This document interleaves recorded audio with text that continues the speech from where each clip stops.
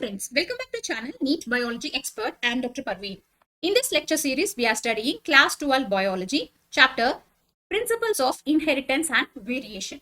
In this particular lesson, we are going to study about linkage and crossing over. Right. We know that genes, they determine the character of every individual organisms. These genes are carried in the chromosomes. The genes for the different characters may be either present in the same chromosome or they may present in the different chromosomes. So when the genes are present in different chromosomes, they could able to assort independently. So this is what Mendel discovered in his dihybrid cross experiment, and he proposed the third law of Mendelism, that is law of independent assortment. That is, the two alleles of two or more different genes, they get sorted into the gametes independent of one another. So for example, look at this picture. So if this is the formation of the gamete during gametogenesis process, right? So these are the different chromosomes present on the parent cells, okay? So when the meiotic division occurs, so we know that meiotic cell division occurs in the germline cell. That means in the formation of the egg cell and also in the sperm cell, right? So here, this homologous chromosomes can line up in two different ways. That means just look, observe the color, okay? So this blue and blue, they could go to the one cell, and red, they could be given up to the another cell, okay? In the meiosis 1. Then in the meiosis 2, what will happen? It gets separated. That means 2n will become n. So they arrange like this, okay? So these are the individual gametes. This is one set of the combination, one chance of combination in the homologous chromosome separation. On the other hand, okay, like this may also happen. That means look at this. So this blue and red, this red and blue. So when they are given up to two different cells, so blue and red chromosome will be given to one cell, and red and blue chromosome will be given to another cell. So when they get separated, that means when they are given up to the gamete cells, so there will be a shuffling, okay, recombination will occur. So this is what Mendel discovered. So when the paternal and the maternal chromosomes, when they are arranged, they could able to distribute individually during the gametogenesis to the gamete cell. So this is what law of independent assortment says and proves, right? So let us understand some basics of Mendel's dihybrid cross experiment in order to understand better the linkage. Okay, so this is the dihybrid cross experiment what Mendel did. So Mendel took the parental combination of round and yellow seeded pea plant. He crossed this with wrinkled and green seeded pea plant. So in the F1 generation, he got all round and yellow seeded plant. So he concluded that round and yellow, these two, that means capital R and capital Y, these two are the dominant characters, right? So he gave the law of dominance. Then what he did, then he did selfing. He took round and yellow and another round and yellow from the F1 generation and did self crossing between these two F1 generation. So what he got? He got different types of gametes. So as a result, in the F2 generation, the hybrids were round, yellow and wrinkled green, same as the parent, and also wrinkled yellow, round green. That means they are the hybrids, recombinants, right? So here in the dihybrid cross experiment, the phenotypic ratio what Mendel got was 9:3:3:1. Okay. So here when we see the segregation of the yellow is to green, that ratio is actually here, if you see, round yellow color were 9, round green color were 1. So this comes to a ratio of 3:1. Similarly, wrinkled yellow is 3 and wrinkled green is 1. So 3:1. So the segregation of the yellow and green color and also the segregation of the round and wrinkleness of the seeds. So both were 3:1.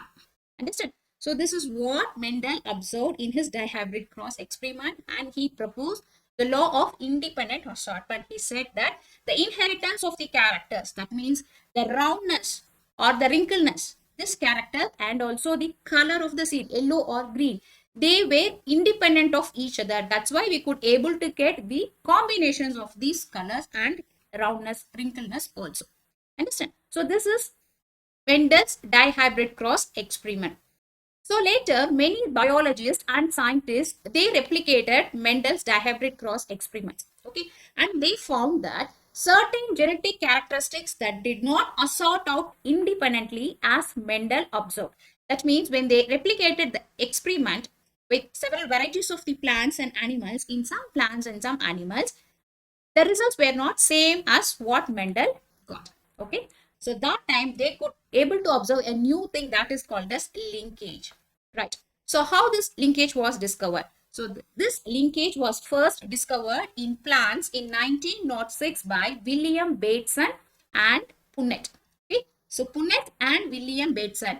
So this man is Bateson and he is Punnett. So they worked with sweet pea plant. Sweet pea plant that we call as Lathyrus odoratus biologically.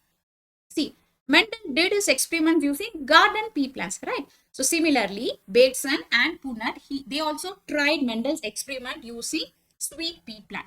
This is sweet pea plant. So we could see different colors of the flowers, different heights of the plants. Like they also show different traits like garden pea plants. So that's why they want to do this experiment using this sweet pea plant. Okay. So when they were doing this experiment with the sweet pea plant, they found this linkage. Similarly, another scientist called T.H. Morgan. T.H. Morgan clearly proved and defined the linkage when he was doing experiments with fruit fly, which we call as Drosophila melanogaster. So T.H. Morgan did his experiments using fruit fly, animal experiment. So during this time, he also observed linkage. So he gave and he proved the linkage clearly and he defined linkage also. So T.H. Morgan coined the term linkage. Understand? So first, Bateson and Punnett, they observed the linkage, but clear evidence for linkage was given by T.H. Morgan. Right. Now, so let us understand how Bateson and Punnett observed linkage in their experiments using sweet pea plant. Okay. So, like as how Mendel did experiments using garden pea plants, when he was using garden pea plants, he chose different traits like a short plant versus dwarf plant, purple color flowers versus white color flowers, like this different combination Mendel used. Similarly, Bateson and Punnett, they also tried different combinations of this sweet pea plant. Okay, so one combination they observed was they took purple and red flower. Purple versus a red flower and long versus short pollen grains. These are the two different traits they studied. Okay. So we know that whenever we do the dihybrid cross experiment same as the Mendel. So what Mendel did, he always took homozygous plants, right? Pure lines of the plants only he took. Similarly, these people, they also took purple flowers, homozygous strain, contains long pollen grain. These are the two different traits versus red flowers with round pollen grains. Just two different characters. They did crossing between these two plants and they wanted to study how their characters will be. So let us understand what Bateson and Punnett did in his experiment. So first, the parental combination. They took blue flower, that means here purple, right? So blue flower with long pollen grain, capital B, capital B, capital L, capital L, cross this with red flower with round pollen grain, small b, small b, small l, small l. Okay, so in the F1 generation, they observed all the flowers were blue and long phenotypically. Understand? So this is same like as Mendel what he told. That means the law of dominance. So dominant character expressed in the F1 generation. Now they don't know whether this blue color and the long pollen grains, they are really dominant or they are heterozygous condition. So in order to confirm that, they wanted to do a test cross. So what is test crossing? In order to confirm whether the phenotype of an organism is really homozygous or heterozygous condition, we have to test cross this with a recessive parent, right? So similarly, this blue long plant, okay, they took this blue long plant and they test cross this dihybrid test cross with the recessive parent. Okay, so that means with small b and small l, okay, red flower and round pollen grain.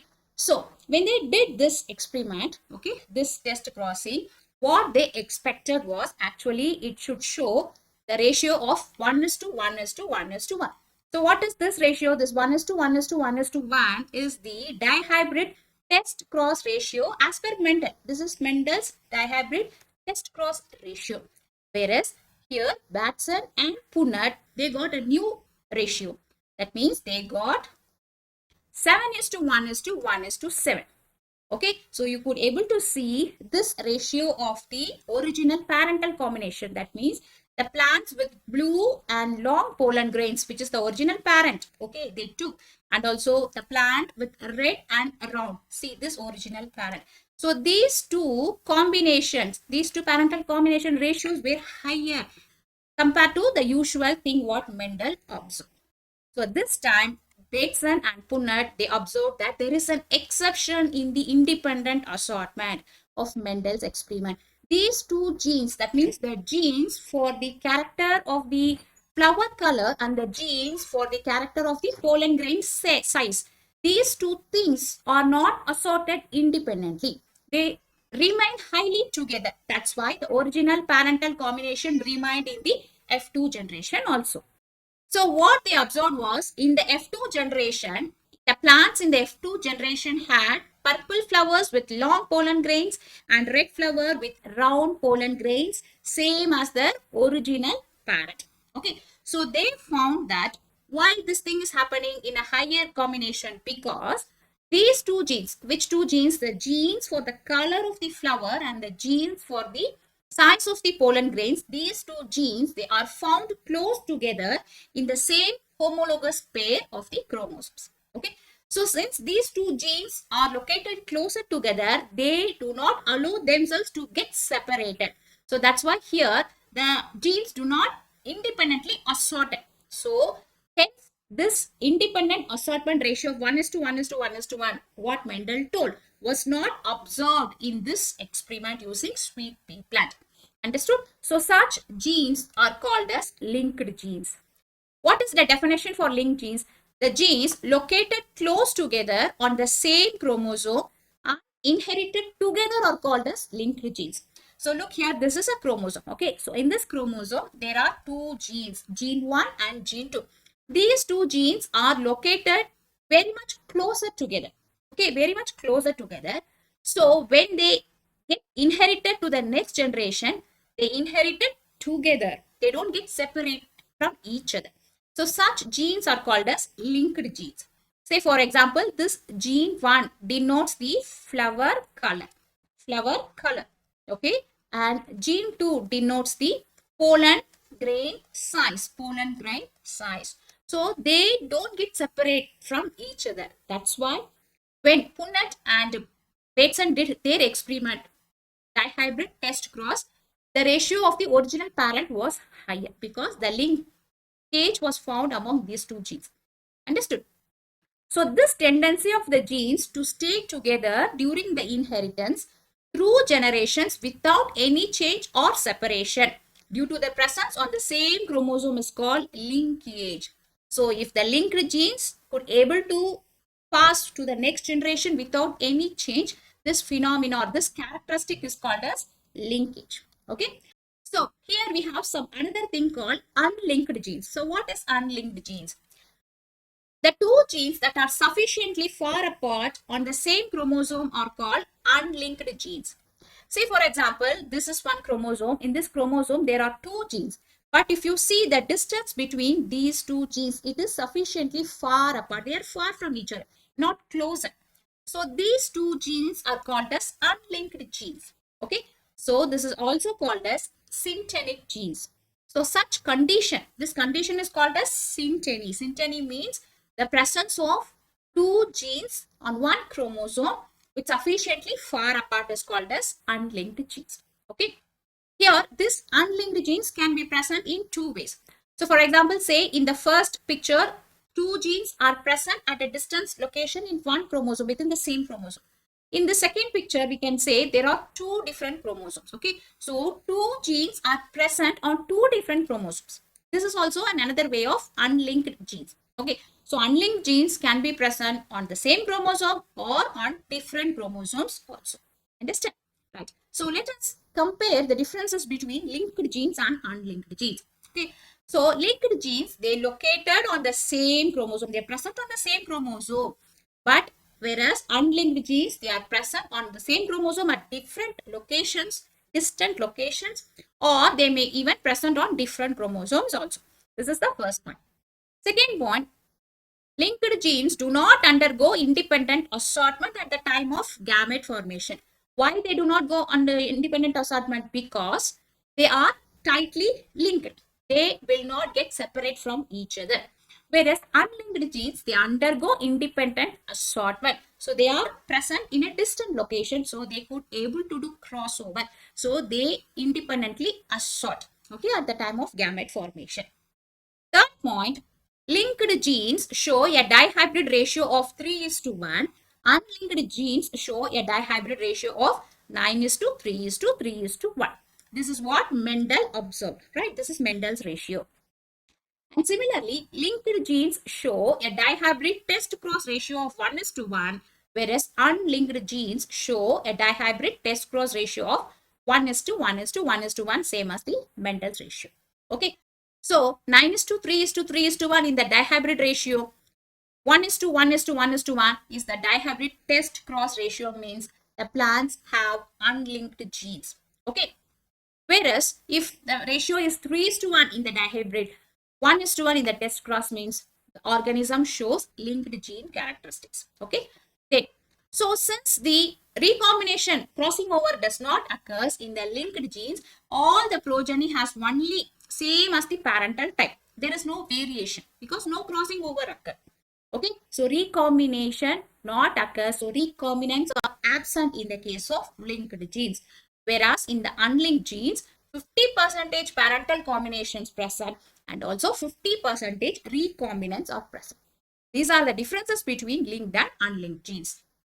So look at this picture. This picture is very much important to understand whatever we have learned so far in one shot. Okay. So see here. So this is the first chromosome. In the first chromosome, okay, so there are two genes. These two genes are very much linked. They are closely present. Okay, so gene 1 and gene 2 are closely present. That's why we are calling this as linked genes. Here, the second picture.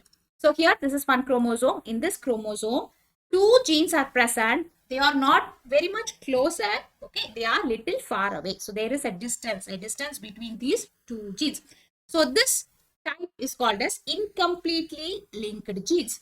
Incompletely linked genes. They are linked, but not complete. There is much gap between those two genes. Okay, so this is called incompletely linked genes. This is another one. This is third one. Okay, so here also one chromosome is there. Here one gene is there. Say here one gene is there. So the distance between the gene 1 and the gene 2 here, okay, so it's very much more. The distance is more. So this is an example for unlinked genes. They are not at all linked with each other. In another way, if one gene is present in one chromosome and another gene is present in another chromosome, so this is also not linked with each other. So this is also another example for unlinked genes. So what we could able to understand through this means, if the distance between, okay, if the distance between the two genes is decreased, means the linkage is increased. Distance between two genes is decreased, means the linkage is increased. So if the linkage is increased, the recombination frequency is less. Recombination is decreased. Okay. On the other hand, if the distance between the two genes is increased, like this, if the distance between the two genes is increased, linkage is decreased. Okay. So see here this gene, the distance is more. So there is no connection, no linkage between these two genes. Linkage is decreased. So if the linkage is decreased, the genes could able to cross over, so that recombination will be more. Understand?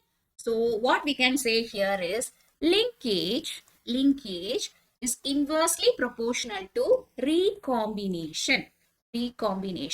Okay. So whenever linkage is decreased, recombination increases. Recombination decreased, linkage is increased. Okay. So this is what the difference between these two things. So based on this, chromosomal theory of linkage was proposed by Morgan and Castle. So Morgan and Castle proposed chromosomal theory of linkage. So what this theory states? Chromosomal theory states that linked genes occurs in the same chromosome. So whenever genes are linked, okay, whether they are tightly linked or incompletely linked, they are present on the same chromosome like this. Okay, they are present on the same chromosomes and they are also arranged in linear order. So they tend to remain in the parental combination. They always tend to remain in the parental combination, but occasionally they also allow for the crossing over. Okay, so the strength of the linkage is determined by the distance between the linked genes. So if the two genes are more linked, there will be a less frequency of crossing over. That means less recombination occurs between these two genes. If two genes are highly aparted from each other, that means lessly linked genes, means the frequency of crossing over will be more. Okay, so this is what chromosomal theory of linkage says. So here we have something called value of recombination frequency. That means if the recombination frequency is more than 50% means the two genes show unlinked. Okay, so more than 50% means if the recombination frequency is 60, 70, 80 like this, means we could say that how much ever the recombination frequency is there, that much the genes are not linked with each other. So that's why crossing over occurs, recombination results. So whereas if the recombination frequency is less than 50, suppose say 5, 10, 15 like this. Okay, so if the recombination is not more, so more parental type are there, means we could conclude that those genes, they exhibit linkage. They are linked genes. Okay, so this is what we call as value of recombination frequency.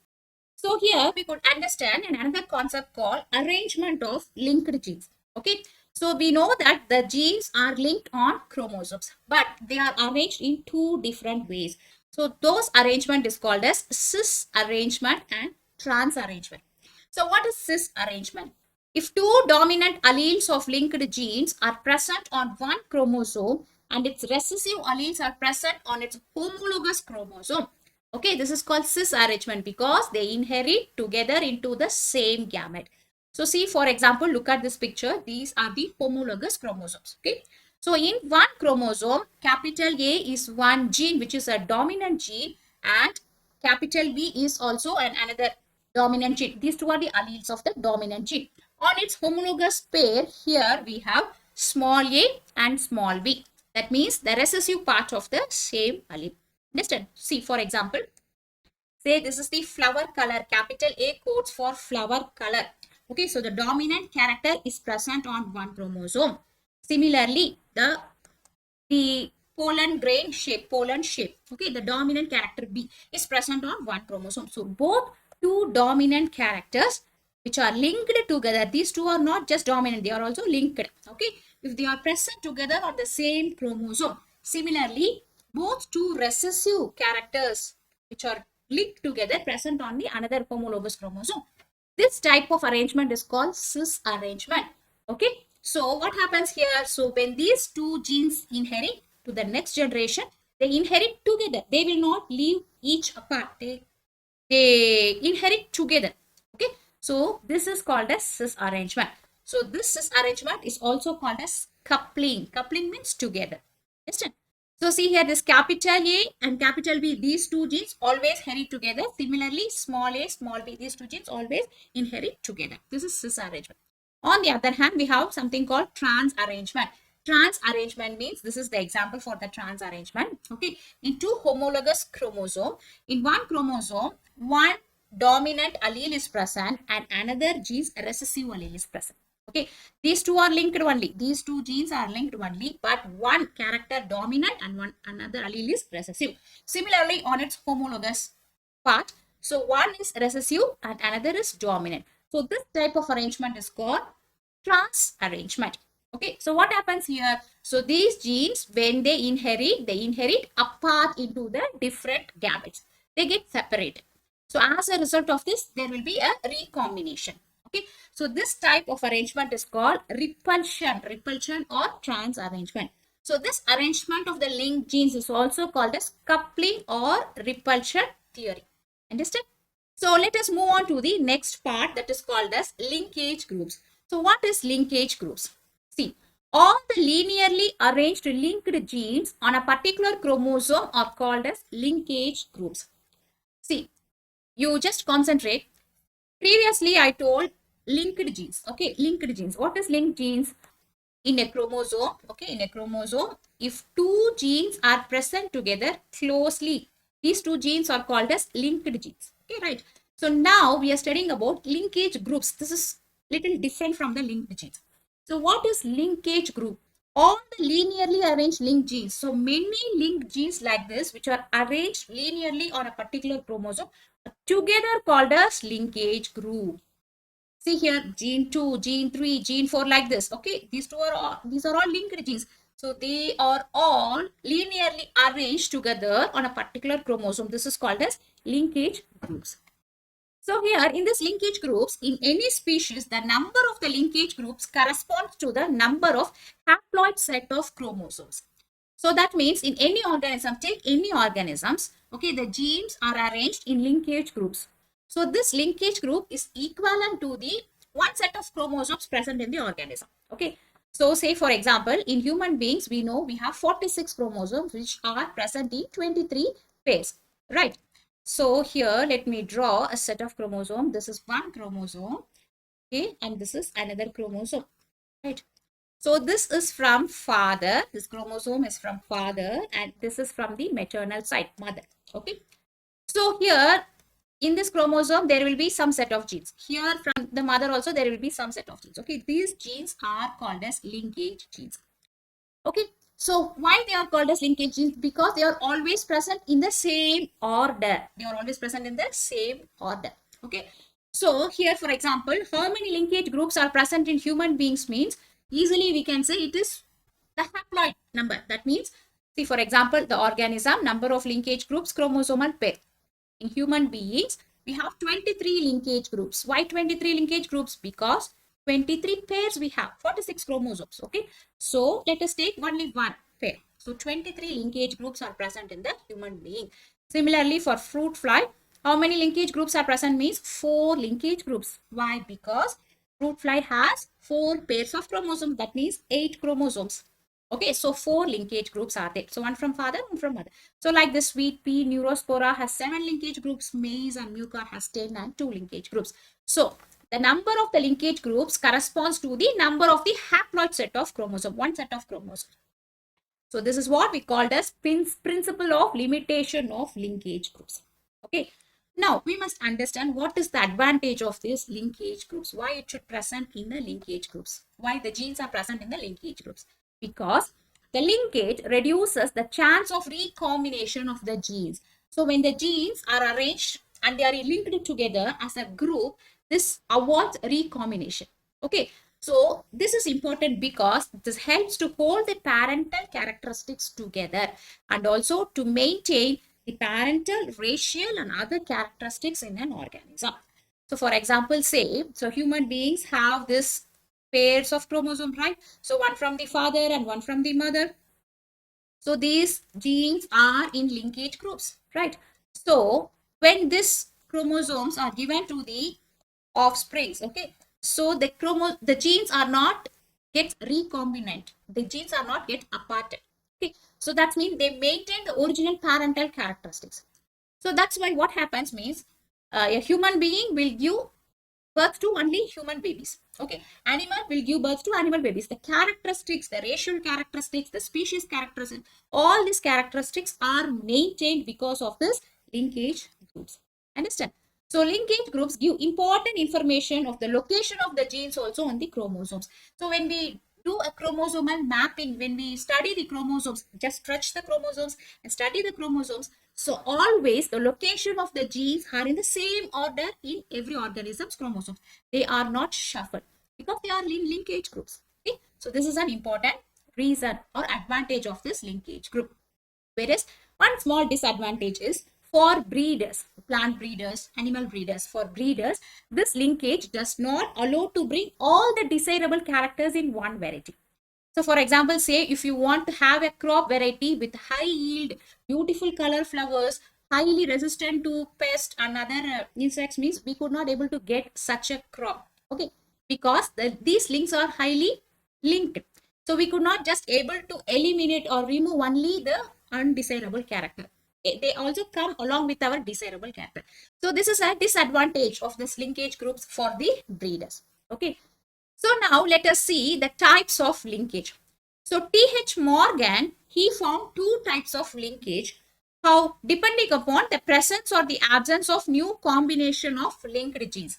So whether new combination of linked genes are present or not, depending upon that, T.H. Morgan gave two types of linkage, that is called complete linkage and incomplete linkage. So first, let us see what is complete linkage. So linked genes which are closely located on the chromosome do not separate and they inherit together to the next generation because there is absence of crossing over. So such linked genes are called as complete linkage. Okay. See, for example, here in this chromosome, there are two genes. These two genes are located very much closer together. Okay, they show linkage and they also exhibit complete linkage. That means when they get inherited to the next generation, one will not get separated from the another. So both the two characters, both the two traits are get inherited to the next generation. So this is called as complete linkage. Okay, or this genes is also called as strongly linked genes. So as a result, only parental traits are inherited in the offspring because no crossing over occurs. If there is no crossing over occurs, the offspring also have the same parental character. Okay, but you must remember that complete linkage is a rare. Complete linkage is a rare. So in very rarely few organisms exhibits complete linkage. So one example for this is X chromosome of Drosophila melanogaster male. In the fruit fly, okay, so the male has X and Y chromosome. In the X chromosome, all the genes present in the X chromosome, they show complete linkage. So there is no chance for recombination in here. Understand? The second one is incomplete linkage.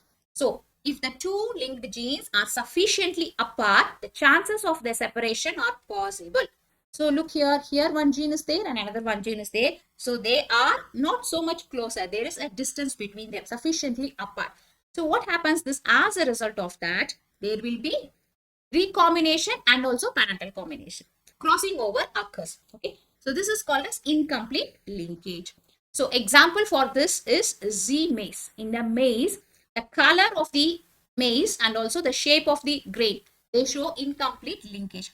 As a result, the hybrids, you could see the hybrids, the color will be in some yellow color, in which some it will be white color, some will be brown color because they are crossing over. Okay, and the shape, some will be shrinked, some will be like rounded shape like this. So new traits occurs in the offsprings. In incomplete linkage, what will happen? Recombination occurs. So as a result, new traits are present in the offsprings. So this is the picture showing complete linkage and incomplete linkage. Okay. So see here, these two are the genes which are tightly linked, A and B genes. These two are linked genes, right? So similarly, the homologous pair here also there, these two are linked genes. So during meiotic division, when the gametogenesis occurs, when the gamete formation occurs, okay. So we could see here this capital A and capital B are carried over. And similarly, the small a and small b are carried over to their gametes. So the gametes are same as their parents. Gametes are same as their parents. There is no crossing over or recombination in the case of complete linkage. Whereas in incomplete linkage, see here we have capital A, capital B. These two genes, they are little far apart.